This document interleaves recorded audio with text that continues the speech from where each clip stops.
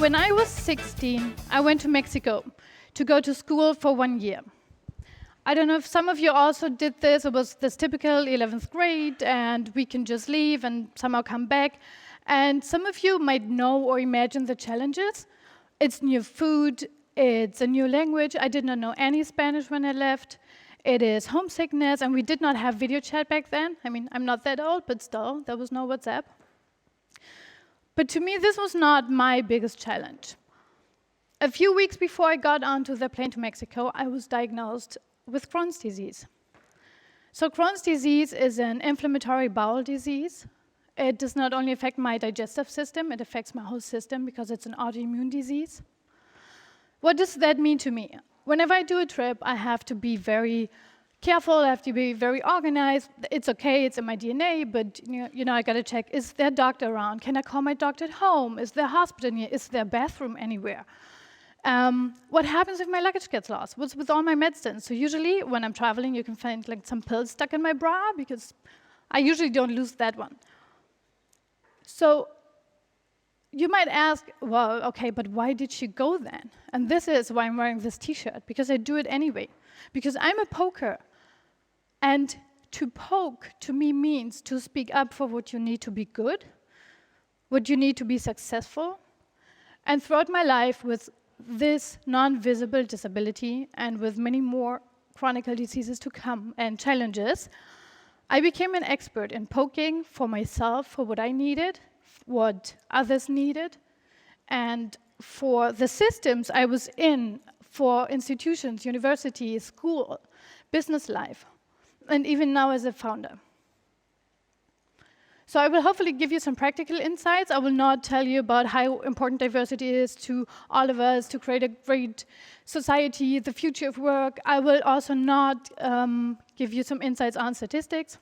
Well, okay, some. So at some point, I came back from Mexico. I went to school. I was struggling a lot to find my way back into it, my tribe. I was like, now I know what a culture shock is. I didn't have it when I went to Mexico. I had it when I came home. But I finished my school. I left my hometown, although I was really sick, to study. I thought, hey, great, nightlife, all this, sleeping in late, having beer, going to class or not, who cares, the whole thing. Diploma, some time back then, a couple of years ago. Yeah, I did a bachelor degrees, one of the first at the University of Mannheim. And surprise, I also had the Crohn's disease. So it was actually quite challenging. What did it mean to me? I could not go to class, but they asked me to. Then they said, okay, but then you gotta go to the doctors to get this yellow paper. They said, well, but if I can't leave the house, how can I go to the doctors? I had to come in late because I had to get my blood checked every week. I had to leave the room to go to the bathroom, sometimes like every 10 minutes, and they would say, hey, come on, just because you had lots of coffee. I was like, really? No. When I did exams, and you can imagine how it is if you have to get out every 10 minutes and you lose 50 minutes, how am I supposed to pass? Yeah, I was a good student, but not that good. So I started to look for something. I was like, that can't be. All those disadvantages. It's not fair. It's not my fault. So someone got to be there to help me. There must be something we can do. And I kept searching for institutions, organizations, policies at my university. And I actually joined, for example, an organization for people with visible disabilities. They had no arms, no legs, blind. They couldn't hear very well. It was quite obvious. And I said, hey, it's also us. So I joined to raise my voice for those who didn't or did not know yet, because bachelors and all of that just started. And to raise some awareness, to create a space. And I did manage to raise awareness. I was in the newspaper. There was this big dramatic hidden suffering page in Die Zeit. I was on TV, while I was just this local Berlin channel, but fame is fame. I was in magazines. I won awards for the work I did, because the most important thing I did was not only to speak out loud for myself and others, I created a space for young students with inflammatory bowel diseases. So every once in a while, we went on weekend trips, and why I say do it anyway is because you put 25 people with, to make it short, have diarrhea. You give them pizza and beer and then put them in a canoe for 2 hours. That is so much fun. Not because it just happens. We go climbing. We sleep in tents. And people say, you don't do that. Of course we do it. Look at us. We do it. So what it meant to me to study was that I spoke up for what I needed, that I told my friends, the people they studied with me, I told them, hey, don't put a blue background and yellow writing on it. Someone who can't see very well, it doesn't work. We found agreements on how to go out together, what I needed. And for the professors, they became aware and asked me what I needed, if I knew of someone else who needed something, how to make it happen. And for these institutions and universities, they did change their policies. One of us, of this community, even got her own bathroom. I mean, we don't all need that, but still. So at some point, I finished my studies, and I did have nightlife and all that, so it was still okay. I went to Berlin, somewhere in between. I started my first jobs. Yeah, guess what? I still had the Crohn's disease. And I applied at some point for a job as a software consultant. And I did not make, I have this amazing thing, I'm very proud of it. It was lots of work. It says, the hold of this card is severely disabled until forever.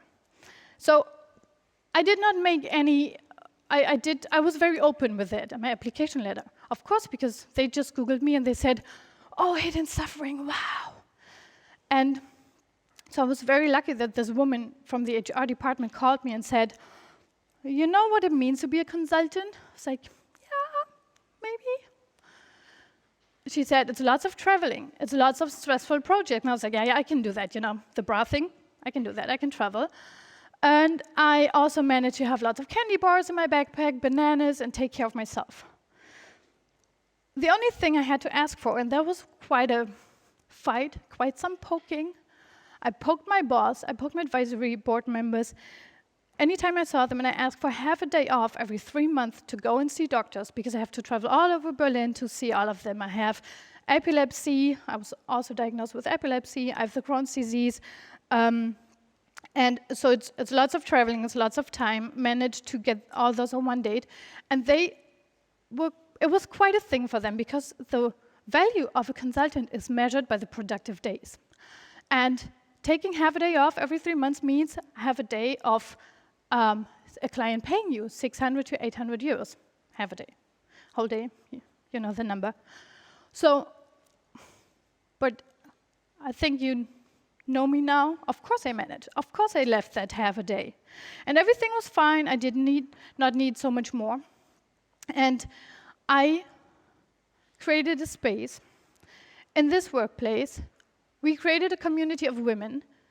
And very soon I understood, okay, we can't change something for women because we had no female leaders. Well, there was one who worked part-time. Look, she's a woman and it's even part-time. Wow, we're so flexible. I was like, yeah, great. Out of 25, one, good job. So this place, the space we created, very soon I got men into it. I tried to get the other people with non-visible disabilities to it, but they did not want to speak up for themselves, which is very okay. And because I believe we can change work and the culture if we don't include men, I asked my coworkers to be aware of what others need. If someone can't hear very well, find a room where you can talk. I asked my company to talk about values, a culture, a code, to create spaces. I kept poking. And I was all good for a while. Guess what? Another health issue, another challenge. I was pregnant with my first feminist son, and I thought, oh man, mom-to-be, you will take my phone, I'll be on maternity leave, you'll take my phone, you'll take my laptop, and I'll be back in 3 months. Don't do that. I want to take part in the educational programs. I want to be there. And you can imagine, it was me poking. Anytime I saw a board member, I was like, hey, I want my laptop. Hey, I want my phone. Don't take it away from me. And I managed. And we even went a step further. We had well, many women become pregnant. That was not my fault, but for all of those women that became pregnant, we created this, or for anybody who left on maternity, parental leave, so also dads, we created a program that was called Stay in Touch, so you could keep your things and you could actually also join for events. And I did come back after, when my first son was 3 months old, which was very cost intense, actually. We had to find babysitters, a kindergarten, which did not work then. We had to, they cut my money, and it was lots of effort. And do you know what it looks like to be a woman, a consultant, when you have a 3-month-old baby and you're on the phone? It looks like this. I was standing in the bathroom of a client's office. My breast pump was making this weird noise. I was on a phone call, luckily with my coworkers and my boss, and I thought, hey, come on, this can't be the future of work. So who do I gotta poke now? Come on, what's next? But for me, of course I could have gone to the board members and they would have been like, oh my God, it's her again? What did she want to know, kindergarten? Yeah, that might be it, but for me it was not enough. It was the minute or the moment when the idea of Co-Women was born. Co-Women is the community club and co-working space for women only. We're in Berlin, we're also in Heidelberg right now. No, we don't have childcare, because there are no men around who could take care of them, right? And we create this space where driven women come, co-work together, change the future of work. We poke each other, they poke society, economy, politicians, we talk about diversity. We talk about childcare, we do. And so I went to school, I was at university, had my first jobs, I became a founder of my own company, and it doesn't stop there, right? So there's still this sacred part in our life, my private life, and no reason to say that of course it affects my private life. My friends, and we find an agreement on that they don't keep asking me, hey, do you need something? Are you in pain? Are you in pain? Of course I'm in pain. I'm in pain every day. That's not how I answer. But they keep asking, and I said, okay, this can't, it will stay like this my whole life. Let's find a different agreement. So we agreed that they stopped asking and, kind of ignored how I was because it was what I asked for, just to feel normal, to have a normal life. But whenever I needed something, I could actually go and ask and say, I really need you to bring me some bananas. I need you to take me to the doctors because I can't walk anymore. And they did. So when I leave Co-Women, I go home, I'm on the phone, I call my husband, who is an amazing guy, and he knew what he was getting himself into. I mean, yes, Crohn's disease and epilepsy, but also to be with a poker. And so I called him and said, hey, so we got to talk about this week. You got to take our second son on Friday. He said, no, I can't. I have a C-level meeting. I was like, yes, so take him. I have a C-level meeting. I'm C-level. And he said, well, yeah, it's a good thing, maybe, but I will stop talking now because you're challenging me. It's like, yeah, I am. So no, he has not taken him yet to a meeting, but it's okay. He's not so much of a poker, and he does not need to. I'm there. But I'm on the next mission, and anytime he says, oh, of course I can help you with the kids, I said, oh no, I can help you with the kids. Or maybe better, let's do it together. So what I want to say today is, of course, be a poker. Speak up if you have a special need. I speak not as a guest. I am this person who makes the statistic. I'm in that. And okay, now statistics is either you or the person next to you who has a non-visible disability or chronic disease. So be aware of that.